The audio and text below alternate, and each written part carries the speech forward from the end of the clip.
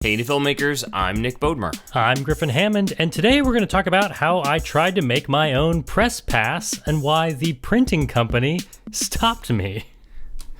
Hey, Nick. You're a forgery.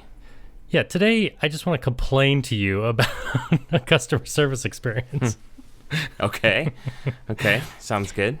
Really, this just boils down to I wanted to make a press pass to show my intentions to cover things as a journalist. And Yes, this company, Vistaprint, who I've used before, you've probably used Vistaprint. I have, yep. Years Many ago, they were times. like, they would give you free business cards, right? Yep. And they just told me they weren't comfortable with it. They denied the request. So you, basically made in Photoshop your own press credentials that said, Griffin Hammond Incorporated Media Services, and they were not comfortable printing what they, I assume, thought were some sort of false identification? Yeah, I think they were interpreting it as this is some, you're trying to forge a government document or something. Right. Although I think ultimately they know what it is. I think there's just a misunderstanding about what is a press pass and what does it mean to be press. So let me stop you there and ask, Griffin, what is a press pass and what does it mean to be press? Right, yeah. Well, I asked one of my first questions. This was I got a phone call from Vistaprint, and they just said, "We're sorry, our reviewer denied your proof." And I asked what country they were in because I thought there probably are some countries where you have to be licensed as press, or Sure. But in the U.S., the freedom of the press extends to every citizen, and there's nothing stopping any one of us from doing journalism. You can go out and ask questions and publish things. And so a press pass really is just something that just says what your intention is, that I am here to cover a story, and you can decide to give me access or not, but I'm not lying to you about what I'm doing here. Right. And you've carried a press pass before, obviously, when you worked at Bloomberg covering politics. You had a Bloomberg press pass. Right. Is that accurate? Yeah, and I think that's where, if you work for CNN, they will make you a CNN-branded press pass. And that's where I would get into trouble. If I was trying to mischaracterize who I was, if I was saying that I worked Right. for CNN and I don't, that's a problem. But if my press pass just says, I'm Griffin Hammond, I'm a reporter, and it just has my name and address on it. That's it. And it says And press. Vistaprint would not print it for you. Right. And so I kind of went back and forth with them. I mean, it was clear they weren't going to print it, but I was just trying to understand why they wouldn't. And a couple things they said to me. One was they were like, well, normally the company would make that for you, right? You don't get to make that yourself. And you're like, I am the company. Right. Yeah. I was like, well, And I'm farming out the printing to a printing company. yeah, the same goes for your biggest product, business cards. Yeah, if I work Right. at Bloomberg News, they're going to print me my own. They're going to make the business cards for me. But when I work for myself, I make my own business cards that say what I am and what I do. That's all a press pass is. So, no resolution. They're not going to print them for you. Yeah, but I was Because impressed you that are- they had a good good customer service experience, or I had a good customer service experience with them. After that initial phone call, I just followed up with them and wrote an email just saying why it bothered me and kind of some feedback for them to consider for the future. I kind of knew they weren't going to print it, Right. but they got back to me and they said all the right things, we understand why you're frustrated and that makes sense and we're sorry. And I don't know, we had a good back and forth. I actually had a couple emails back and forth with them. The other thing the first customer service person said on the phone was that it was also suspicious that I was ordering 25 copies of the same thing. That does seem like more press passes than you'd need, Griffin. It is I'm just indeed gonna way more say than I that, need. that seems fishy to me too. What were you up to? That was the minimum amount that the order could be. Oh, well. It was what do you want? They have to be identical and there has to be 25 of them. And I think the total cost was going to be $30 or something with shipping. It was okay, well, I'll pay $30 Can't to you get just go down to Kinko's and print this and have it laminated and be done with it? I looked around and maybe someone has a better idea than I did, but I've seen some really bad ones. Like I've had bad press badges printed for me by real media organizations. When they've hired me, it's like, here's your press badge. And it's just like, okay, you printed this out and like ran it through a laminating machine, and it looks worse than like a normal trade show badge. And what I really want is like I'm holding up here actually a badge that the hospital gave me when Peter was born. They just like printed my face on a card. But it's these little, these cards, they're like the same exact size as a credit card. Yeah. There's actually like an official, they're like ISO 7810 cards. They're 3 inches tall. So what you're saying is you're wide. investing in an ISO 78 card printer. Yeah, I don't want to buy the $2,000 card printer or whatever it is. And, it's just easier for me to... Do you think I could be credentialed under Griffin Hammond Media as a member of your reporting podcast? Yeah, I could probably make Hey Indie Filmmakers press badges. Which I think we should do. Yeah. Well, and I should say why I want to do this, because... Yeah, why do you want to do this? I think they're probably misinterpreting this as I'm not sure they know what a press pass does. It's not like this gets me into events for free or something. I think they imagine me like going to the World Series and showing off my fake press badge, being like, I get to come inside, right? But that's not how this works at all. That's not how it works. Yeah. I tried to explain to them, it's really exactly the same as a trade show. It's like the trade show will give you a badge once you've proven to them that you are press and they want to let you in. They'll give you a special one that says press. But it's like, if I went to cover a Donald Trump event, I couldn't just walk up with my press pass, my personally made one, and say, I get to come in, right? It's like, no, you have to be on the list. You probably had to call us in advance. And so it's not giving me some extra special secret access. It's really just identifying you as a member of a press when you're at an event you've already been invited to. Right, yeah. Although let me ask you this. If you're at an event, say like when you were at an event representing Bloomberg, could you get in trouble for being there and not wearing your press badge, not identifying yourself as a member of the press while you were there? Yeah, I mean, it's kind of more of like an ethical thing. Like, I don't know who would...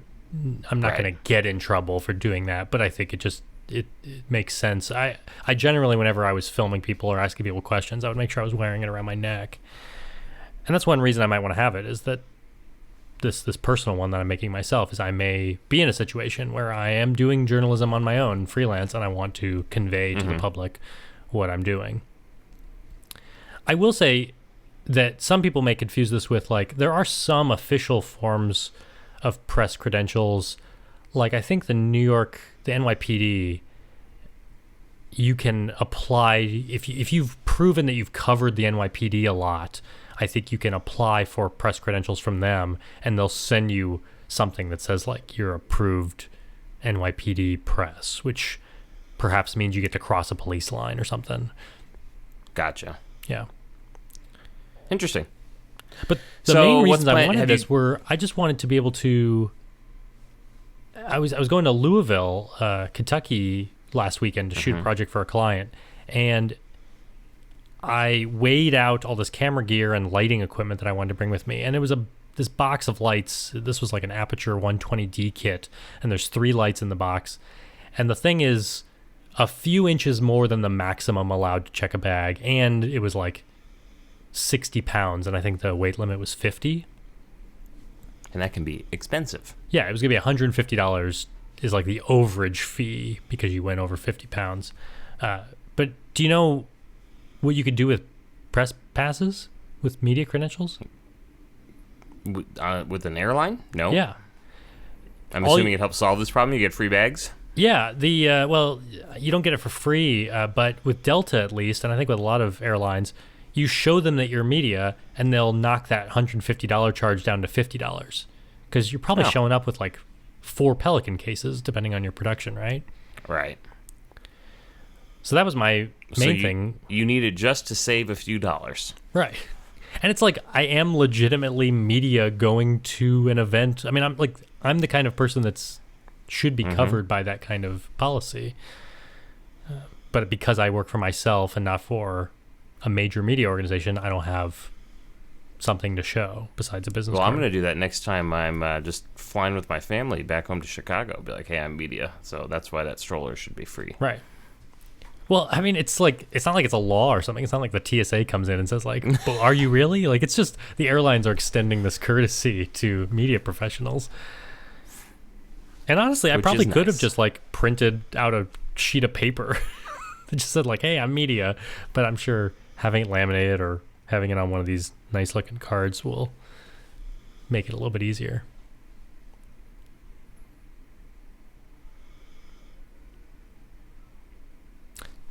So I think I will actually get to have this printed. I went with a different company.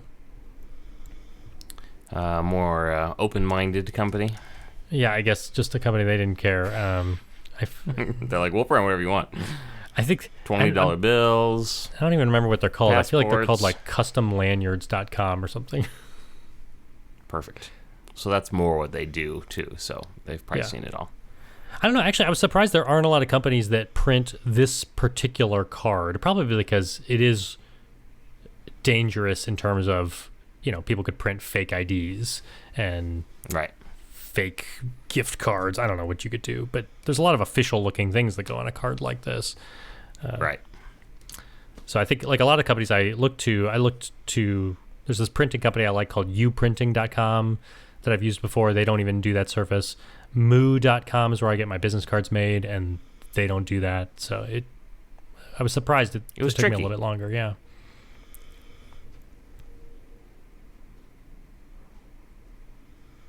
Griffin, I sent you a picture. Did you see my new setup? Oh, your new, you have a TV behind you now? I have a TV behind me now, and I did have Handy Filmmakers up on that, and apparently it's gone to the screensaver now, so sorry about that. Well, that's okay. I have to like crop your frame anyway, so I don't even know how much of it we get to see. It's behind my head, so Yeah. I really didn't frame this very well, I guess. But we can criticize that later. What's your I got some new screensaver? speakers on the desk. It's a Chromecast, so whatever the Chromecast random pictures are that it just cycles between. Yeah. Right now it's blue fields and a sunset. Very nice. So just ignore that for now. But I got Yeah. do you remember my speakers from college, the ones I built myself? Yes. I bought a little amp for my desk, and I set them up kind of as, they're not studio monitors, but studio monitor-like setup for my computer here. So that's kind of fun. Yeah. Well, what have they been doing all these years? Since I moved to this house, they've been sitting on my shelf up here, not hooked up. So they have Oh, not yeah. been doing much. I've just kind of moved them around. They used to be for my home theater setup, but this house is different, so they weren't getting used, and now they are. These are those I'm like happy.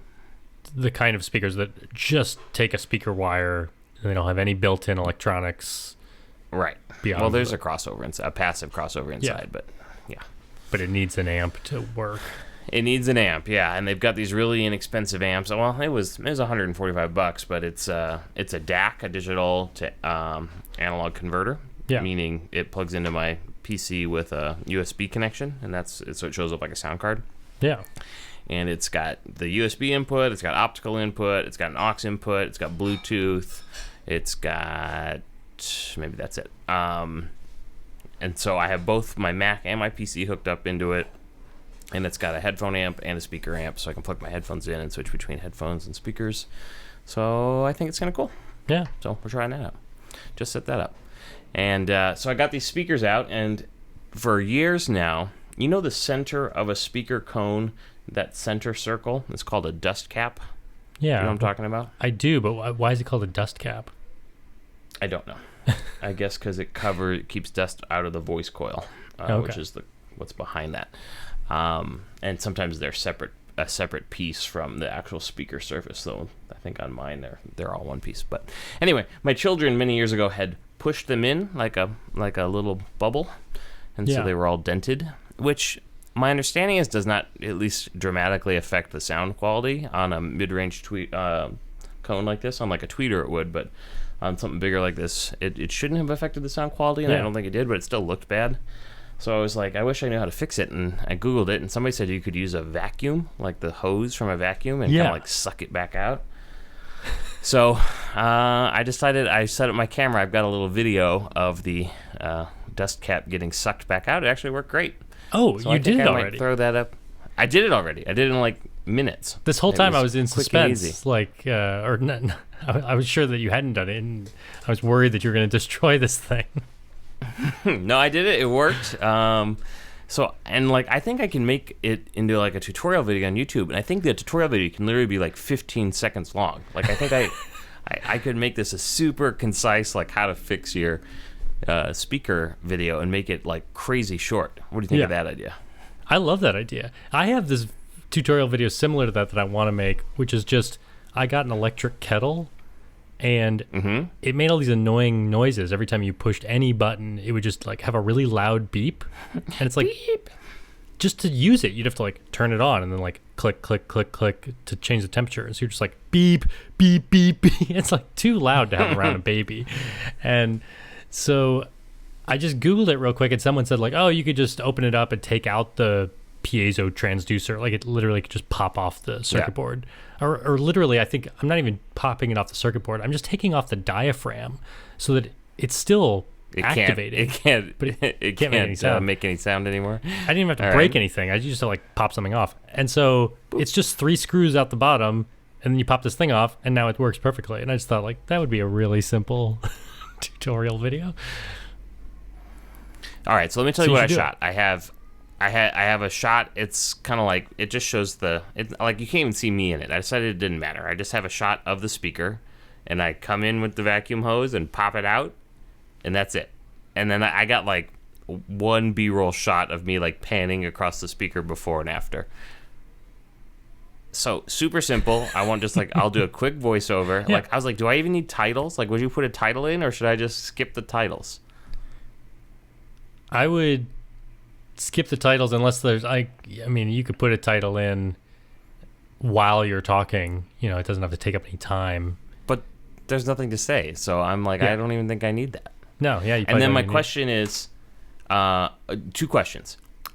How do I talk in first person? Like, here's how I fixed my speaker, or here's how you fix your speaker? Like, what do you think is the appropriate? I don't know. Would you call that tense, or first person, yeah, second like first person or second third person? Yeah, I mean, I personally would do it as first person. Okay. Because I think like you're not like an expert on right fixing speakers, but you did it successfully. So I think just presenting it as your story makes sense. My dust cap on my speaker cone was popped in. Here's how I fixed it with my vacuum. Yeah. Pop. The end. And people always love one of the fast tutorials. Like, you always see comments that are just like, great, straight to the point, thank you so much, because there's so many videos out there that are terrible. I got a lot of positive comments on my hard drive shucking video that it kind of got right to it and moved pretty quickly through it. So I like that. It's funny. And then the last irony of question talking is, about this I need is music. Oh yeah. Well, go ahead and finish your irony comment. I was just going to say the irony on my music. The irony of talking about how great it is to get to the point so quickly is that we're talking about this in our long rambling podcast. Yeah. We're doing good. We're going to keep this one under 30 minutes so I don't hit my recording limit. We got 10 minutes to go. Good. All right, music. What should I do? Well, I think it's last time you speakers, used it's quick, it's short. Didn't you use Kevin MacLeod last time? Yeah, but I want to use something different this time. I mean, like, should I go get one of those $20 a month? What's the one you like? I use Artlist. Artlist, which is, I don't think you can pay monthly, but I think it's $200 a year. Oh, I can't afford that. I'm too poor. Back to Kevin MacLeod. Yeah. Well, and I mean, there's lots of other music that's Creative Commons, anything that's Creative Commons. Well, I need you to find me something nice and short that is kind of like techie, because this is like a how-to video on speakers. Yeah. Can you just whip something up for me real quick? Can I just make music for you? Can I just compose a track? No, you're good at finding stuff. Just find me something. I actually think Kevin MacLeod is a good choice because he has kind of that like, that kind of how it's made sound. It's kind of like synthy and almost like you can just tell it's low budget, but in a way that it seems to fit well with that kind of stuff. Dun, dun, dun, dun. Royalty-free music. Here, let's see. I'm gonna. I mean, there's plenty of great music that's Creative Commons. I think the problem you just run into is, at the end of the day, do you want to have to put a credit at the end? If you don't want to have to put a credit, then you pay someone. Now, do I have to put it in the video, or can it be in the description? I think it does have to be in the video. I think technically people could specify how they're comfortable getting that attribution, but it is kind of a cop-out to put it only in the description where no one's going to see it. Okay. Oh, he's got a new website. Magistar, are you ready? Ooh. And do you just play stuff till you find something that sounds good? Yeah. I love the idea of playing his music through your speakers onto the podcast, because now we have to give Kevin MacLeod now we have credit. to credit him? Well, we can do that. No, I think this is a combination of, one, we are crediting him live, and two, I think this is kind of fair use. All right, you ready for Crusade Heavy Industrial? Yeah. Ooh. Wait, is this the title or the description of the song? Yeah, the title. All right, so I will find some music. I'm going to whip this video together really fast. It took me 15 minutes to shoot it. I want to edit it in under 30 and be done. You'll have it out before I even have this podcast video out. Well, let's not get crazy. You know me, I'm really slow, but... All right. You know what we should What get else to? we got to talk about? We should talk about our great sponsor for this episode. I knew I was forgetting something, Griffin. We're going to talk about all this after the sponsor. Remember when you told me that beforehand? That reminds me, Hey Any Filmmakers is brought to you by Squarespace. Bring your stories to life with Squarespace, the easiest way to create an exceptional website, blog, portfolio, or online store. It has been an exceptional way for me to make my website, griffinhammond.com. Nick, if only you had an exceptional website, blog, or portfolio to put this excellent video that you're about to make. I do need one. It's probably time for me to set up a Squarespace site. Yeah. Because I just have my website, nickbober.com, has like nothing on it right now.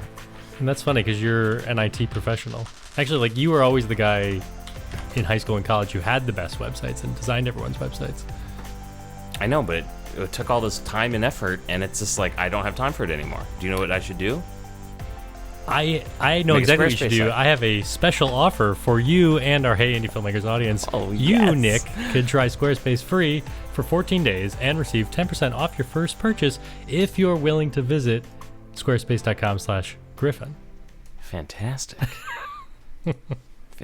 What a deal. I didn't even know about it. No, I'm not joking though. I probably should make a website, and if I were going to do it, I would do it on Squarespace. Yeah. And you're not just saying that but because they're sponsoring the episode. That's right. I mean, I have been a Squarespace customer for 2 years. They're sponsoring and that preceded them sponsoring it. All right, my friend. What else we got to talk about? I ruined our post-ad read discussion topic because I brought it up early. Sorry. Just, I don't know. The only thing going on in my world was going to do this shoot in Louisville, which was interesting. I don't want to talk about the client specifically, but it was a good project because they lined up a bunch of interviews for me to shoot, and they were very emotional interviews. They were talking about important things in their family and like medical health and stuff. Jeez. And so they were relatively short interviews. They were good questions. We only had to talk to these families for 5 minutes each, but man, the answers were just great, like just packed full of emotion, which is what you want in an interview. It's right. Like, I've always learned facts are what you can do with B-roll and voiceover, but you want to save the emotion for the interviews to let them convey that. So I don't know. I shot this thing and I was like, this is going to be really fun to edit.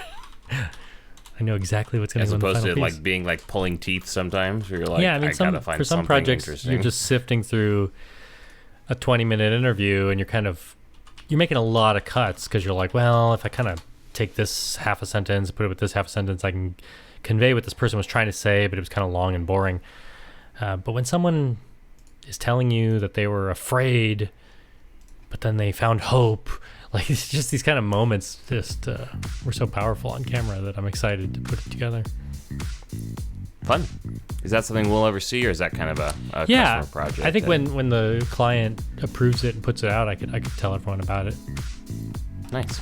I guess in the meantime, I just wanted to remind people that the point of interviews is to convey a feeling. So that's what I want to hear in your. What feeling are you conveying in this interview? That's what I want to hear in your speaker video. I want to hear the emotions associated with not sucking nervous. your speaker into I the was vacuum. nervous. So we have a little group chat with our friends, and everyone mocked me and said I was going to destroy my speaker, and they were going to enjoy watching the video of me destroying my speaker. I showed them. You sure did. Not you, though, Griffin. You would never be mean to me. No. It's been a long time since I was mean to you. It's true. All right, I'm going to go make this video. Wish me luck. Yeah, good luck. Have fun with Kevin MacLeod music. Thanks. We'll talk to you guys later. Bye. See ya. Sony A7 III unable to record. And it hasn't shut itself off. It just says cannot record. Well, this can be the part of the podcast where we don't get to see you, but we talk about your overheating camera.